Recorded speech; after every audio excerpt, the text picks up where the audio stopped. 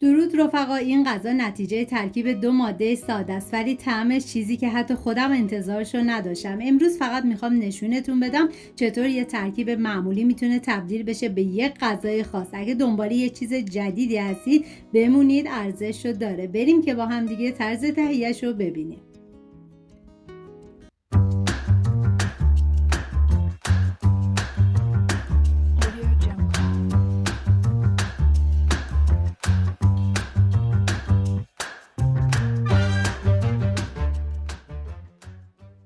نیاز به 2 عدد بادمجون دارین که پوستش رو بگیرید، به صورت مکعبی خوردش بکنید. این غذا برای 6 نفر در نظر گرفته شده. شما به اساس تعداد نفرات باید مواد رو کم یا زیاد کنید. من اندازه ها رو هم در طول ویدیو میگم، هم داخل دیسکریپشن نوشتم. بعد از خورد کردن بادمجون بریزید داخل یه ظرف، مقداری آب و نمک بهش اضافه کنید و بذارید به مدت 20 دقیقه کنار تا تلخی بادمجون گرفته بشه و بعد از آب نمک خارج کنید و خشک کنید.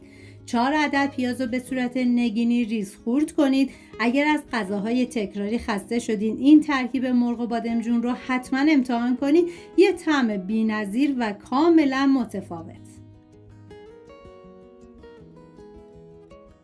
داخل تاب مقدار کره حیوانی ریختم که شما از هر نوع روغنی که دوست دارین میتونین استفاده کنید. بعد از داغ شدن پیازی که ریز کردم و بهش اضافه میکنم، هم میزنم و میذارم تا پیاز کمی نرم و شیشه‌ای بشه. حالا توی این فاصله میریم سراغ مرغ که من از 1 عدد سینه مرغ کامل استفاده کردم. طبق ویدیو ریز کنید. شما حتی میتونید ترکیب ران و سینه استفاده بکنید که دیگه این کاملا سلیقه‌ایه. بعد از اینکه پیاز کمی نرم و شیشه‌ای شد، نوبت اضافه کردن ادویه هست. شامل زردچوبه، پودر تخم گشنیز، فلفل سیاه، نمک و ادویه کاری که همه ادویه ها 1 قاشق چایخوری، فقط فلفل سیاه 1 قاشق مربا خوریه. هم میزنم و میذارم ادویه ها تب بخورن و عطر ادویه ها آزاد بشه.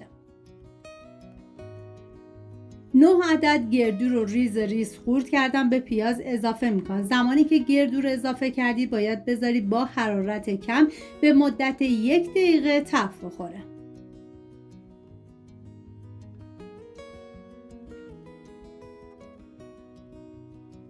بعد از اینکه گردو تف خورد، مرغ رو بهش اضافه میکنم، هم میزنم و میذارم تا مرغم تف بخوره.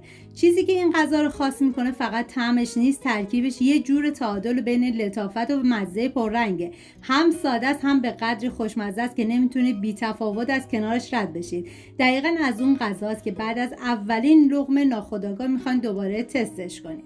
بعد از اینکه مرغ تف خورد باید رب گوجه فرنگی که من از 2 قاشق غذاخوری استفاده کردم میریزم داخل تابه، هم میزنم. ببینید به خاطر اینکه ربتون خیلی تو غذا خوش رنگ تر بشه 2 قاشق غذاخوری آب جوش بهش اضافه کنید و هم بزنید و بعد بذارید با مرغ مخلوط بشه و تف بخوره. اینجوری رنگ رب تو غذا خیلی قشنگ تر میشه. 3 قاشق غذاخوری رب انار ملس نیاز داریم که به هیچ عنوان از رب انار شیرین یا ترش استفاده نکنید. حتما باید ملس باشه و هم میزنم و میذارم تا یه تف با بقیه مواد بخوره.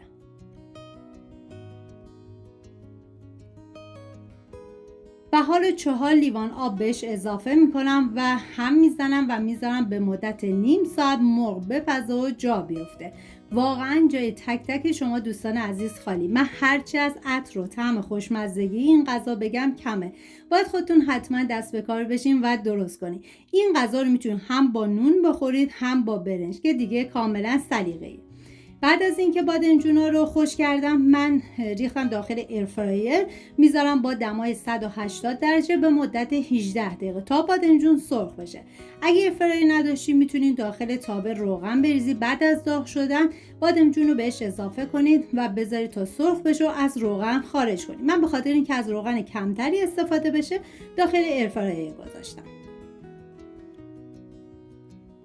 حالا توی این فاصله میریم سراغ قرقرود که ما نیاز به قرقرود داریم. من از یه تیکه استفاده کردم و گذاشتم داخل یه ظرف، مقدار آب جوش بهش اضافه میکنم که حتما باید از آب جوش استفاده بکنید که قرقرود داخل آب جوش راحت تر حل میشه. هم میزنم